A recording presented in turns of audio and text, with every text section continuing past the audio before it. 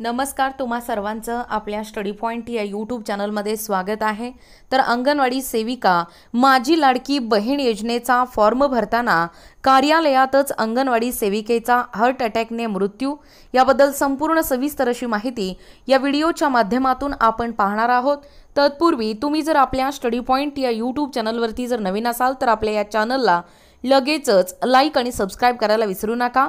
चला तर मग वेळ वाया न घालवता एकूणच माझी लाडकी बहीण योजनेचा फॉर्म भरताना ही शोकांत घटना या अंगणवाडी सेविकेंवरती कशा पद्धतीने ओढलेला आहे ते या ठिकाणी आपण जाणून घेऊया। बघा, सर्वात प्रथम त्या ताईला आपल्या सर्व अंगणवाडी कर्मचाऱ्यांच्या वतीने भावपूर्ण श्रद्धांजली मी वाहते। खरं तर माझी लाडकी बहीण योजनेचा फॉर्म भरताना कार्यालयातच या अंगणवाडी सेविकेचा हार्ट अटॅकने मृत्यू झालेला आहे। ही खूप दुर्दैवाची गोष्ट आहे। बघा, संपूर्ण सविस्तर अशी माहिती।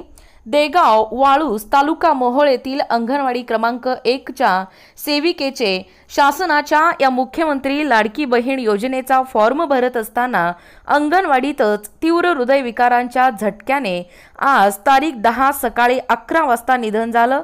सुरेखा रमेश आतकरे वय 48 असे मृत अंगणवाडी सेविकेचे नाव आहे।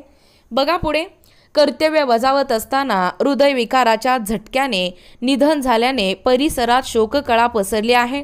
सुरेखा आतकरे या शांत स्वभावाच्या होत्या। त्यांच्या पश्चात पती, एक मुलगा एक मुलगी, सून, नातवंडे असा परिवार आहे। शासनाकडून निराधार झालेल्या या कुटुंबाला आर्थिक मदत मिळावी अशी मागणी ग्रामस्थांमधून होत आहे। बघा, याबाबत अधिक माहिती अशी की सध्या गावोगावच्या अंगणवाडी सेविकांवर मुख्यमंत्री लाडकी बहीण योजनेचा सर्वे करून फॉर्म भरण्याची जबाबदारी राज्य सरकारने दिलेली आहे। गावोगावच्या अंगणवाडी सेविका गावात घरोघरी फिरून तसेच कार्यालयात नारी दूत या ॲपवरून फॉर्म भरीत आहेत। देगाव म्हणजे वाळूज येथील अंगणवाडी क्रमांक 1 येथे मृत सुरेखा आतकरे या बुधवारी गावात फॉर्म भरत असताना अचानक त्यांना हृदयविकाराचा झटका आल्याने त्या खुर्चीतच कोसळल्या। मदतनीस या स्वयंपाकघरात भांडी घासत होत्या। त्यांच्या कानावर जोराचा आवाज आला म्हणून त्यांनी आत जाऊन पाहिले असता सेविका आतकरे या खुर्चीत निश्चित पडल्याचे त्यांना दिसले। त्यांना तत्काळ उपचारांसाठी मोहोळ येथील ग्रामीण रुग्णालयात आणले असता डॉक्टरांनी तपासून उपचारापूर्वीच मृत घोषित केले। स्वच्छेदनानंतर या ठिकाणी या घटनेची नोंद मोहोळ पोलीस ठाण्यात झाली आहे। त्यांच्या निधनामुळे देगाववर शोककळा पसरली आहे। बघा, मला ही दुःखद घटना समजल्याबरोबर रुग्णालयात जाऊन त्यांच्यावर तात्काळ उपचार करण्यासाठी मी सर्व तयारी केली होती। तपासणीनंतर त्या जागीच मृत पावल्याचे डॉक्टरांनी सांगितले।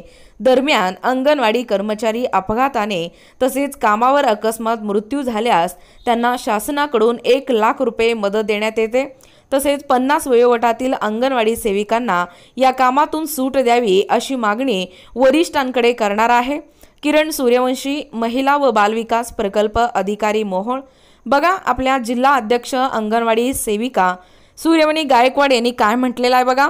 आषाढी वारी झाल्यानंतर आम्ही निर्णय घेतला आहे, सर्व अंगणवाडी सेविका ऑफलाईन फॉर्म भरतील व ते कार्यालयात जमा करतील। पुढची जी प्रक्रिया आहे ती संबंधित अधिकाऱ्यांनी करावी। सोमवारपासून राज्यभर मोर्चे काढणार आहोत। तसेच अंगणवाडी सेविकांना वेळेचे बंधन घातल्याने मोठी अडचण झाली आहे।